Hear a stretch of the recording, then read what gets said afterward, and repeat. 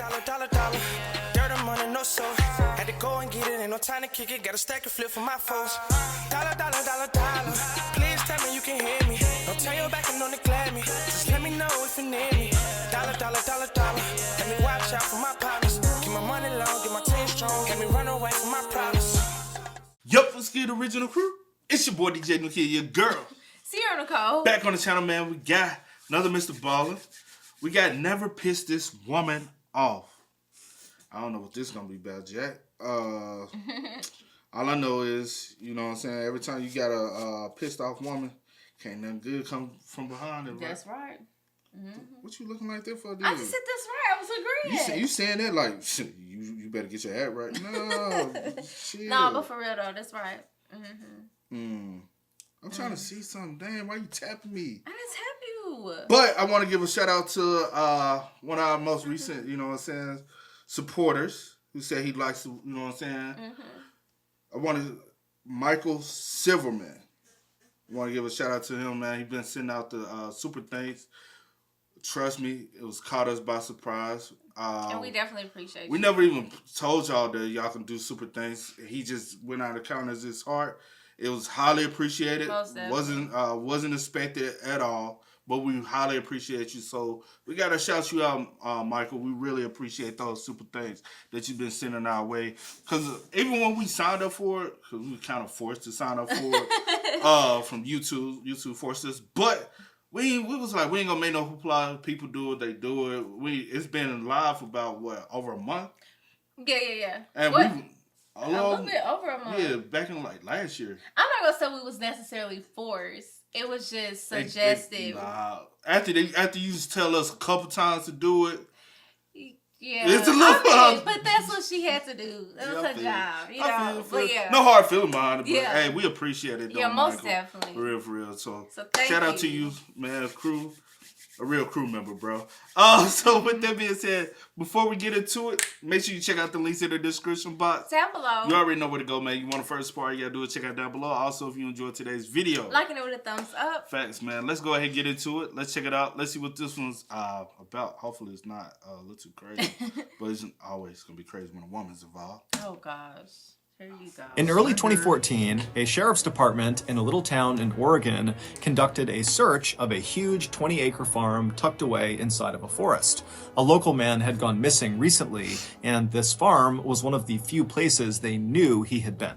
Very quickly into this search, a deputy was walking around the outside of the barn when he saw something strange on the ground. At first, he had no idea what it was, but as he got closer, it became very obvious. Not only would this discovery become front-page news all across the country, but it would also lead investigators to discover something much more sinister going on in that little town. But before we get into that story, if you're a fan of the strange, dark, and mysterious delivered in story format, then you've come to the right place because that's all we do, and we upload once a week. So, if that's of interest to you, please offer to make the like button a cup of coffee, but be sure it's full of coffee grounds. Also, please subscribe to our channel and turn on all notifications so you don't miss any of our weekly uploads. Okay, let's get into today's story.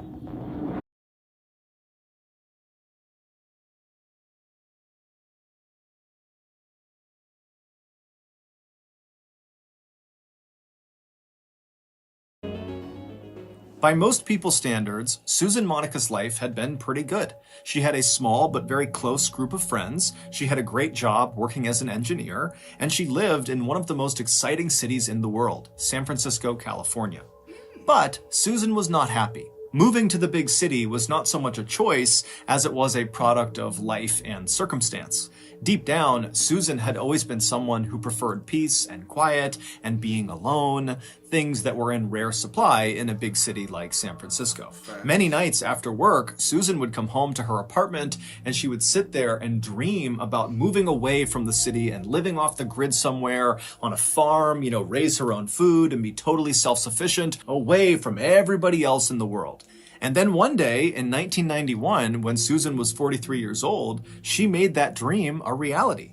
That year, she wound up purchasing a 20-acre farm located in a forest in a little town in Oregon called Weimar. However, this farm was really not a farm. There was nothing on it. There was no house for Susan to live in. There was no barn for her animals or tools. There was no running water, no electricity, no septic system. It was just pure Oregonian wilderness. But to Susan, it was perfect. The property kept her far away from other people, and she liked the idea of having to literally build her own farm. After all, she was an engineer by trade, so she actually knew how to build buildings efficiently and safely, and she was a big, strong, sturdy woman who was not afraid of manual labor. So, when Susan finally arrived in Weimar and made her way up the winding dirt road through the forest and arrived in front of her property and looked out at the vast, rugged landscape for the first time, she was filled with a rush of excitement. Even though there was nothing on her 20 acres, it already felt like home. Over the next several months, Susan would transform these 20 acres into a neat little farm, complete with a big barn and a shack for her to live in, and a few animal pens for livestock. However, after the farm was built, Susan realized that building the farm was actually not the hard part. The hard part was maintaining the farm, going out there every day and doing all of her chores, feeding all the animals and doing all the different projects she had in mind. It was exhausting.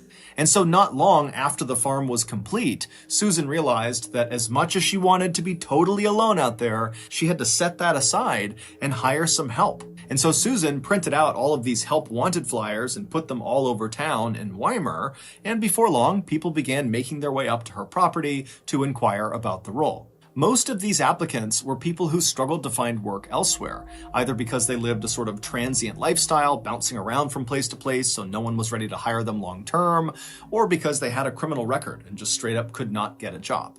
But Susan didn't care about either of those things. All she cared about was the people she hired would work hard and they would respect the peaceful, calm atmosphere she was fostering on her farm. Basically, do the work and leave me alone. And over the next 20 years, Susan would find dozens of people who were able to do just that. Most of them would work for Susan only for a short period of time. Others would stick around for a little bit longer, but eventually all of Susan's workers kind of rotated pretty quickly and moved on to other things. And when that happened, Susan would simply put up more help wanted flyers in town and hire more people.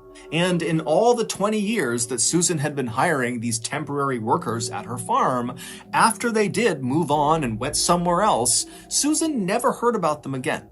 However, that was about to change. On January 1st, 2014, Susan, who was 66 years old by this point, was outside of her shack out on her driveway when she happened to look up and see a car coming up her road.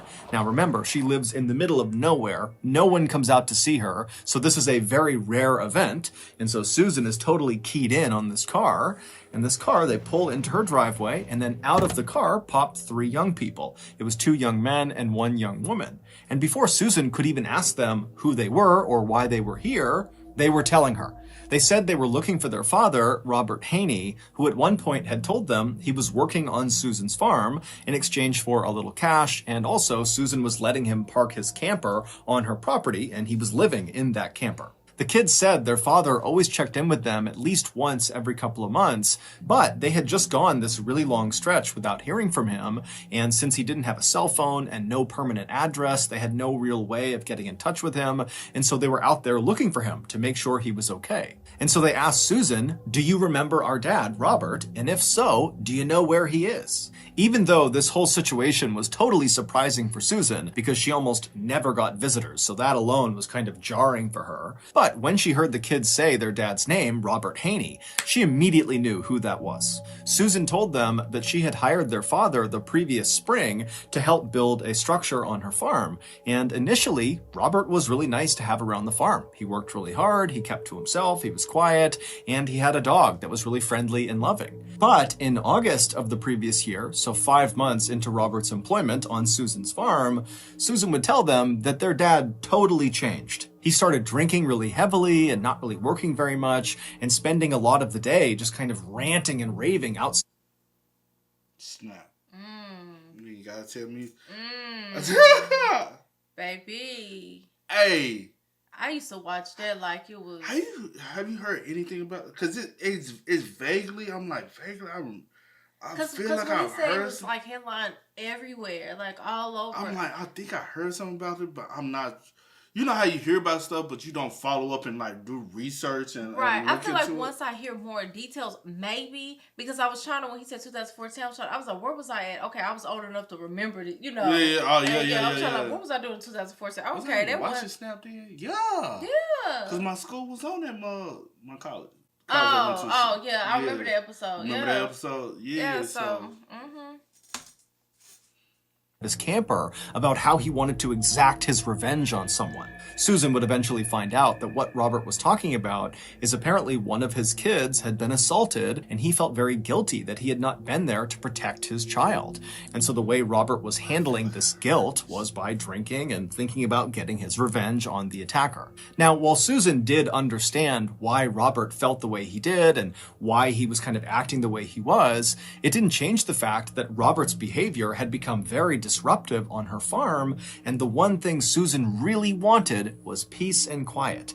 And so she decided she would have to go confront Robert about his behavior and potentially fire him if he couldn't find a way to calm down. But before Susan ever had to do that, Robert one day just walked right up to her shack. He handed her an envelope filled with cash, and he asked Susan if she wouldn't mind looking after his dog for a while. And Susan was so taken aback by his complete change in behavior and this request that she just took the envelope and said, okay, I'll look after your dog. And then Robert nodded as thank you. He turned around and he walked away from her. And then a few moments later, Susan's standing there with the envelope in hand, watching as Robert is climbing into some white car that had just pulled up in front of the property. She didn't know who was in the car with him, and then the car turned around and drove out of sight. Susan told the kids that that had happened back in September, so about 4 months ago, and since he left, she had not heard from him, despite the fact she still had his dog, and she told the kids that a lot of Robert's stuff was still in his camper. Susan brought the kids over to the side of her property where Robert's camper was, and when they went inside, sure enough, all their father's things were all over the place, but the one item that immediately stood out to them was their father's tool belt. They knew their father was a traveling handyman. That was how he made his living. And so it begged the question, why would he leave his tool belt here if he knew he was going to be gone for several months potentially? It didn't make any sense. After leaving Robert's camper, the kids thanked Susan and asked her to please be in touch if she learned anything else about their dad, and she said she would. And then the kids got back in their car and they began driving south towards the Jackson County Sheriff's Office. She already giving off red flags though, bro. Like, you come up with this bizarre ass story that a car pulls up and he hands me a wad of cash. Why would I hand you a wad of cash or without having a conversation with you? Is like, hey, can I keep my camper here for a while? I'm gonna go off and do something, or you're gonna charge me. He's not just gonna walk up to you, hand you a wad of cash. That doesn't. And how much cash is he giving you? Because how much are you even Because paying he works him? for Because he you. works. Yeah, he's working for you. I swear this story sounds so fucking familiar, bro.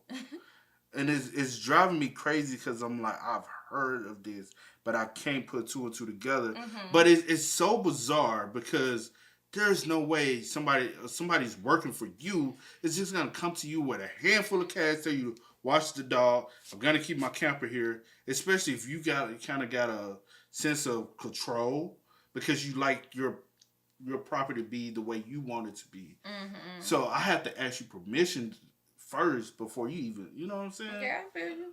And then he's a handyman. He left all his stuff in there. Right. That y'all like. Shout out to the kids though. Be attentive. If you got, pay attention to your parents. They got there, they asked to file a missing person report for their dad. However, they learned very quickly that it was going to be very challenging to locate their dad because their dad lived this transient lifestyle with no cell phone, he had no permanent address, he had nothing that could really be traced. But the investigators agreed with Robert's children that their dad's absence was a big concern, given the fact that his last interactions with Susan had consisted of him drinking very heavily and talking about going and getting his revenge on his child's attacker. And so the sheriff and the deputies were very concerned that that was exactly what Robert had done. He had gone out and potentially murdered someone and now was in hiding. So they asked Robert's kids if they could think of absolutely anything that could possibly allow investigators to track down Robert. And at some point, one of the kids said, "Oh, what about my dad's EBT card?" EBT cards, or electronic benefit transfer cards, are like debit cards for state welfare services. You can use the cards to buy things like groceries, and the cards are definitely traceable. A few days later, when Robert's EBT card trace came back, investigators saw the card had been used just 1 month earlier in a Walmart located about 30 minutes southwest of Susan's farm. Now, this trace obviously didn't tell investigators where Robert was right now or what kind of condition Robert was in, but they had no other leads to operate on, so they decided they would go to the Walmart and see what they could find. When they got there, the investigators were led to the back room of the building where they were able to review the security footage from the previous month when Robert was supposedly there with his EBT card. That was smart, though, because I would never have thought to trace something off about the EBT card. Like, hey, can y'all possibly track the EBT? I would never have thought that, though. Well, maybe not. But never mind. What?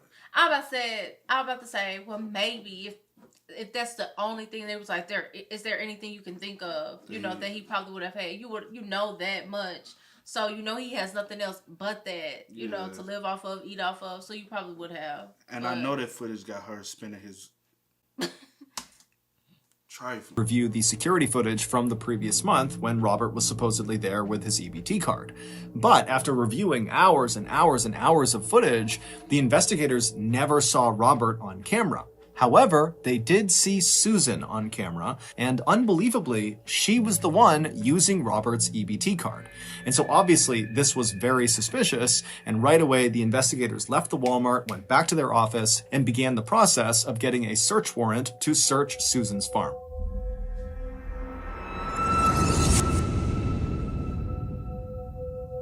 A few days later, on January 10th, the sheriff and his deputies arrived at Susan's property, and when they pulled onto her driveway, Susan came outside to greet them.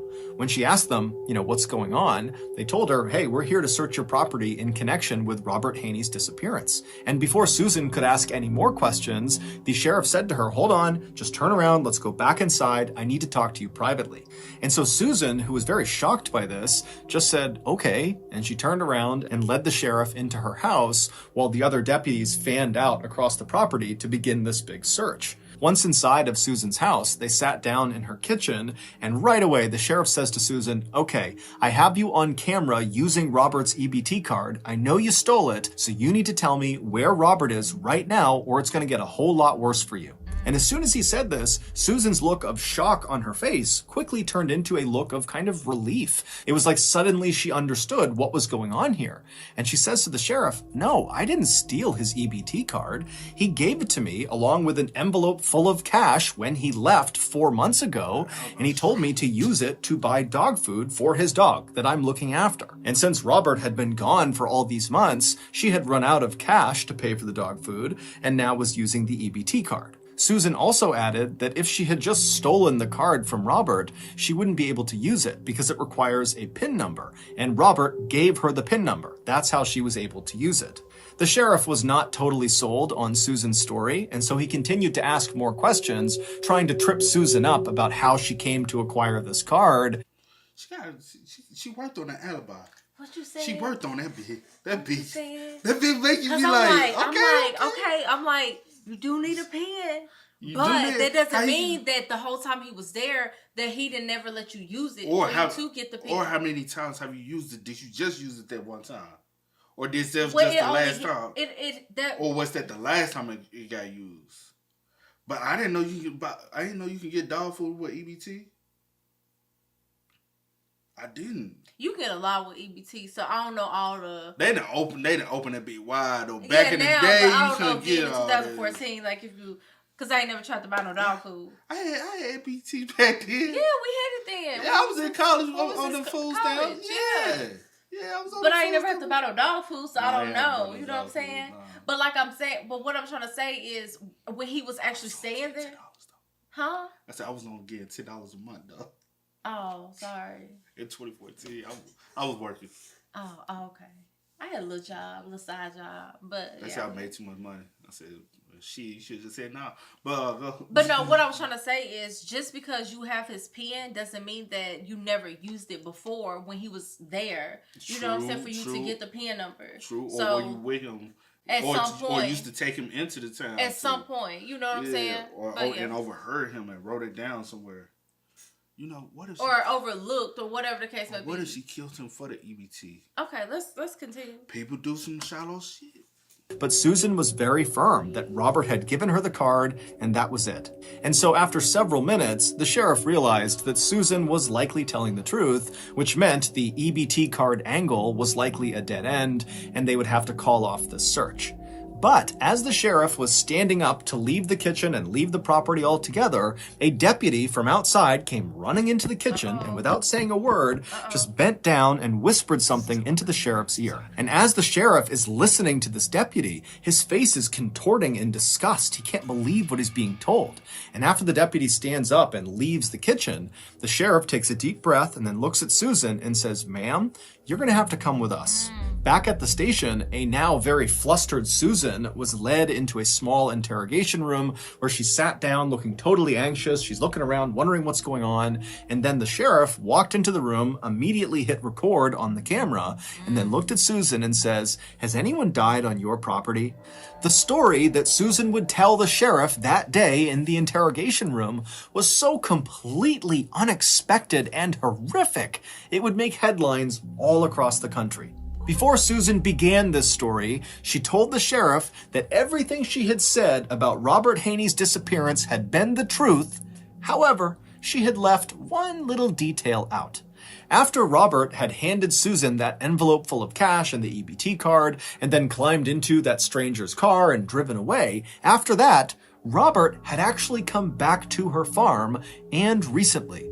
Susan said she discovered his return when one morning she got up and she went outside to go feed her animals when she looked over at the pig pen and saw all the pigs who would normally be laying down and lounging around at that time of the day. They were all up and they had converged in one portion of the pig pen and they had kind of formed a circle around something on the ground, as if they were all trying to look at something on the ground. Now, Susan said this was totally uncharacteristic, so obviously something weird was going on, and so Susan dropped her food and rushed over to the fence. She climbed into the pig pen, and as she got closer and closer to all these pigs, she realized they weren't just looking at something on the ground, they were eating something on the ground. And so Susan goes right up to this ring of pigs, and she begins pulling them aside, and then right in the middle on the ground is Robert. He was laying on his back and his insides had all been torn out. It was like the pigs were disemboweling him, and the most shocking thing is Robert was still alive. He was moving his arm and groaning. Susan tried to pull the pigs off of Robert, but she said they kept coming back and really aggressively continued to eat Robert. It was like they were in this feeding frenzy. And so Susan said, I thought about lifting him up and moving him, but Robert was practically split in two, and she felt like if she tried to move him, that would kill him anyways. And so Susan said she did the thing that she thought was right at the time. She left the pig pen, went into the barn, got a shotgun, ran back to the pig pen, raised the weapon, and fired it into Robert. Susan told the sheriff that she a motherfucking liar. She a liar. She a liar, bro. No way. No way. What? No, I was just thinking. What you touch me for? Nothing. I can't touch you. My goodness. No, I thought you were trying to get my teacher. But she a liar, bro. You did not do that. You killed that man and fed him to the pigs to get rid of the body. And the pigs didn't eat the whole... Because then the pigs would have to be eating the clothes. I'm wondering... Because how did he get in there? What you gonna say, he was so drunk and he passed out in there? Well, she said she discovered him like this, so she don't... I know, but she don't know how he got in there. But I'm saying you already had the story of him drinking, whatever, you know what I'm saying, beforehand. So how would he, why would he be in there like that? Just laid out like that, you know what I'm saying? He probably blow the head off. I mean, but we don't know. Did y'all believe her story or did y'all find more? Because you don't have a body. So you can't see if it was no, they discovered something, so we don't know. They did discover something. So we don't know. You jumping on that. Well, I ain't jumping. I forgot. So yeah, so you're right. They did discover something. So we'll see. But that's sick as hell. It is. It's very sick. And think about y'all. We gotta stop eating pork. Honey, be quiet, cause you. I'm not. I don't eat meat, but I don't eat pork no more, bro. Oh, what? It's been what? How long? Shut up. I don't know. Back to the pig pen, raised the weapon, and fired it into Robert. Susan told the sheriff that this was purely an act of mercy. She was ending his suffering. After Robert was dead, Susan said she just left the pig pen, and then 3 days later, she went back into the pig pen with bags and collected the little bits of Robert that had not been eaten by her pigs. And then she took those bags of remains and chucked them into her barn on top of the trash pile. But clearly, Robert's remains had not remained in the barn because the thing that deputy had whispered into the sheriff's ear when the sheriff was talking to Susan in the kitchen was, "Sir, we found a leg outside." It was Robert's leg, and it was found not inside of the barn in the trash pile, but out in the middle of her property, just out in the open.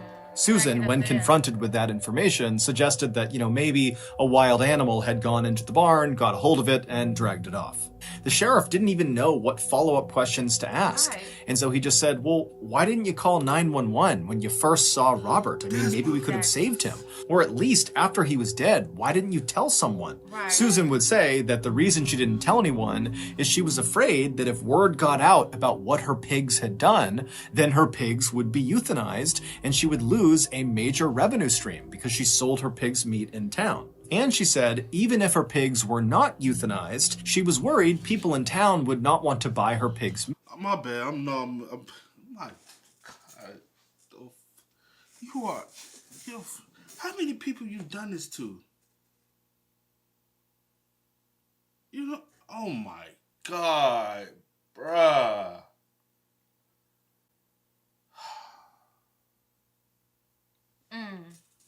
That's a good question, but yeah. After they learned her pigs were attacking and eating humans. Susan would tell the sheriff exactly where they could find the bags that contained Robert's remains, and she even said she would take a polygraph test to show she was now telling the whole truth. But when she actually sat down to take the polygraph test, she kept fidgeting and coughing and doing these really dramatic sighs, and it was causing the test operator to get really inaccurate readings. And so when this first polygraph test was over, the results were inconclusive. And so the investigators made Susan take another test, but again, she continued to fidget and yawn. And so finally, the investigators in the room watching this happen just called off the test. And when they did, they said to Susan, hey, we're going to search your farm. And if there is anything on your farm that you have not told us about, you're going to be in serious trouble because we're going to find it. At this point, Susan kind of stopped fidgeting and she looked up at the investigators, and after a long pause, she reached out across the table and grabbed a piece of paper and a pen. She pulled it back and she began drawing something. And after a few seconds, it became pretty clear she was drawing a map of her farm. And after the map was all drawn out, she drew a big X in the middle of it and then slid the map back across the table to the investigators. And she said, if you go to that X, you'll find Stephen.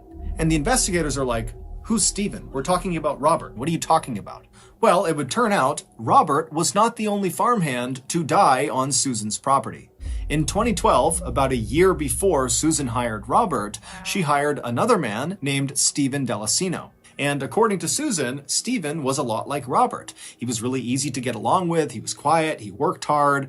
But at some point, Susan said they had a big falling out. Susan said she started to suspect that Stephen was stealing her guns in her barn, and so she went to confront him. And during this confrontation, they got into this big fight, and Susan said she didn't really remember all the details of what happened next, but at some point during this fight, a gun went off, and then Stephen fell to the ground in the middle of the pig pen with his head bleeding, and all of Susan's pigs suddenly swarmed him and began eating him. Wow. The stunned investigators again asked Susan, okay, if that really happened the way you said it did, why didn't you call 911 if this was like an accident? Right. And Susan would say, again, that her big fear was her pigs would either be euthanized or word would get out that her pigs were eating people, and the people in town would not want to buy her pig's meat because of that. In the end, as far-fetched as Susan... What's up? What you thinking? Bruh, her pigs are eating human flesh and she's serving that shit to the people.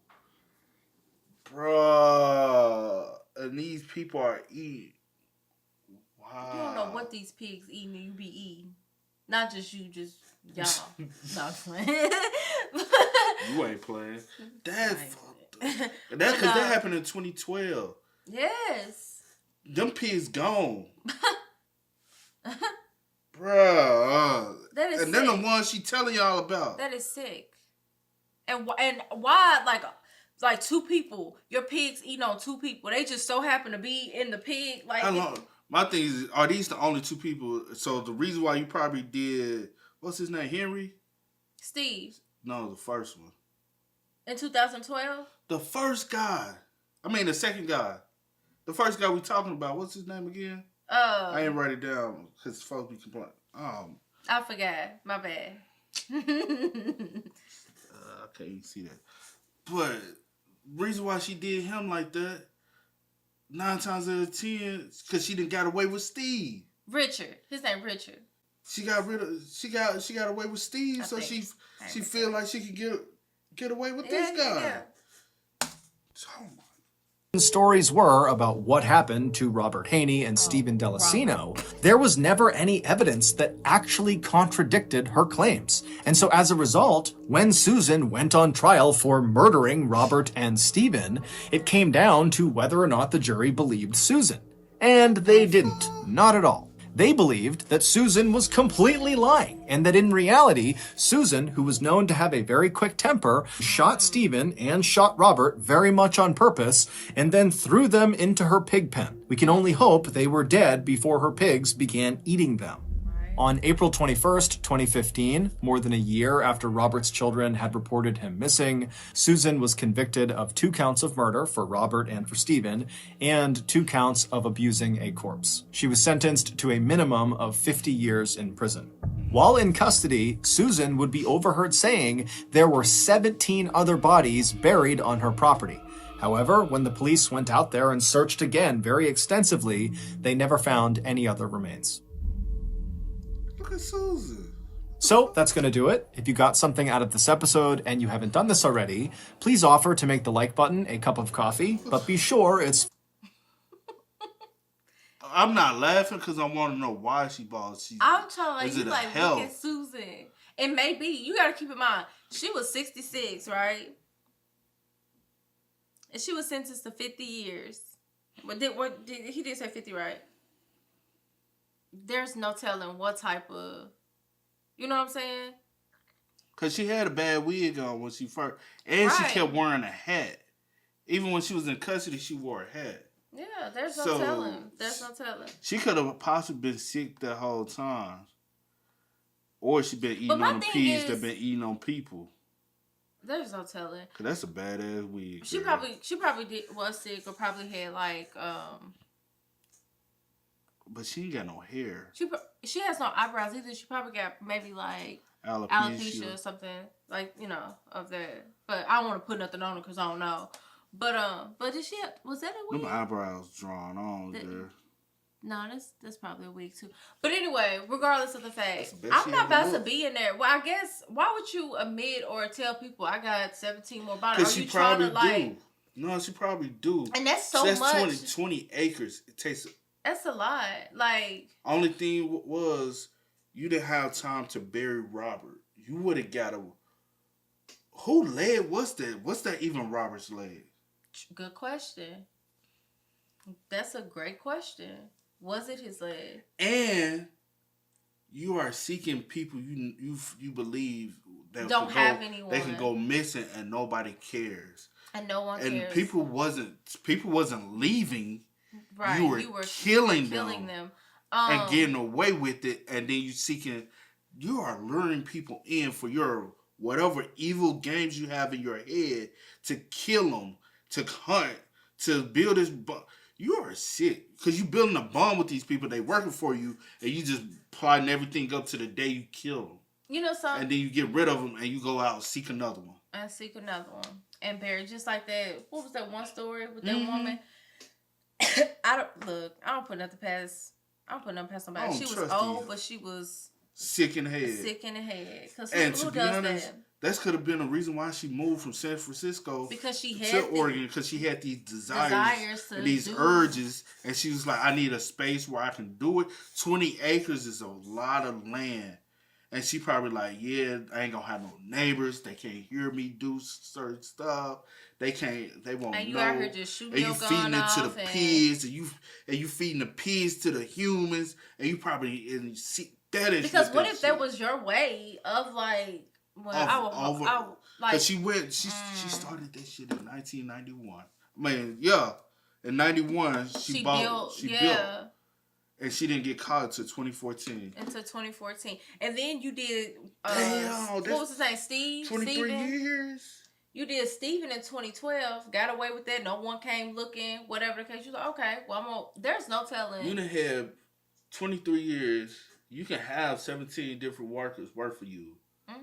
And killed every last one of them. And new people want to go. Who knows? Only thing is, Robert still kept in touch with his kids.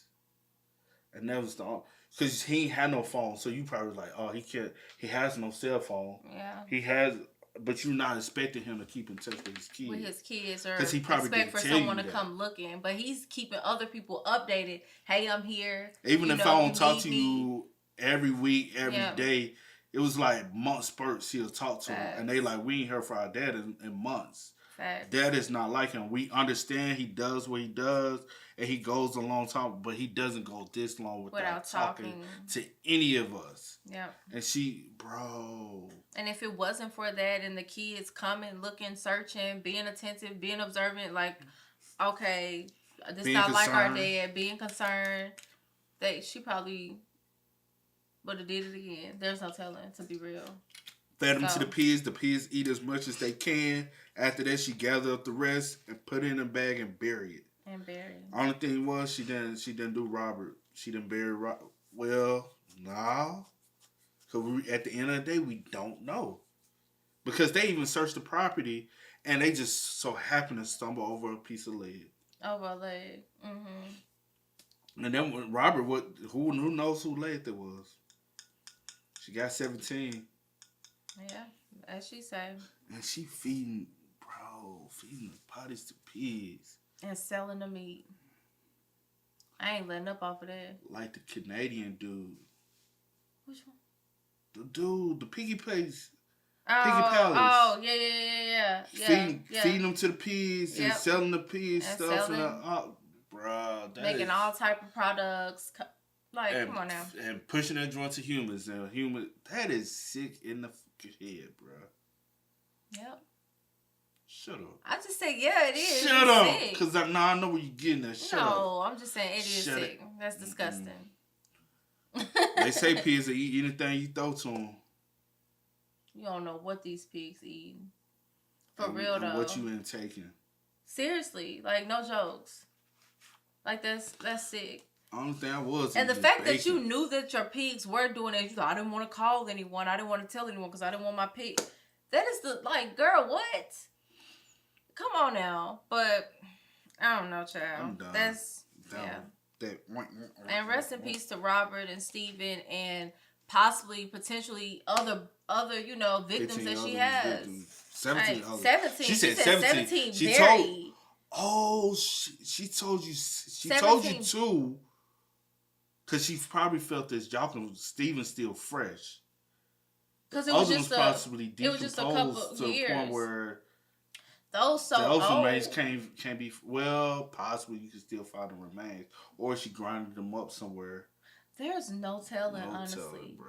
Because there's like 17. That's such an odd number. Yeah. You know what I'm saying? Well, no, it's 17 others.